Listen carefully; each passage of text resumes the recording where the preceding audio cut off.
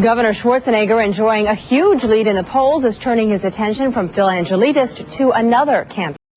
Thank you for joining us. I'm Palace Houpé. I'm Sam Shane. 5 weeks to the election. Governor Schwarzenegger now campaigning hard, not against Phil Angelidis, but for his propositions. And Steve Large is live where the governor spoke today and how he's changed his campaign strategy. Steve? Well, guys, we're at Nimbus Dam where the governor was talking just a couple hours ago. He was standing at the podium here, but during his whole time, he didn't talk about his own re-election campaign. Instead, he talked about those propositions for bond measures in transportation, in housing, and in flood control. One reason he may not be bringing up his own campaign these days is because of his controlling lead in the newest poll.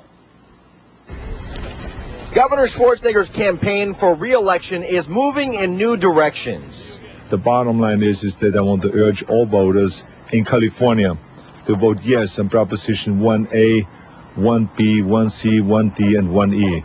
As Phil Angelidis attempts to tie the governor to President Bush. And the truth is that the Bush-Schwarzenegger policies are bad for California.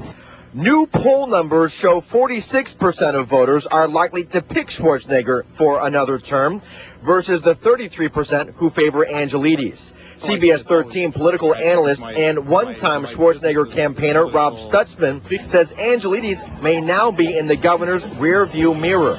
Well, when you're the front runner and you're far ahead and your opponent is unable to define a single substantive issue for there to be a discussion about, you don't need to acknowledge your opponent. Angelidis' team blames the poll numbers on an electorate who has yet to tune into the issues.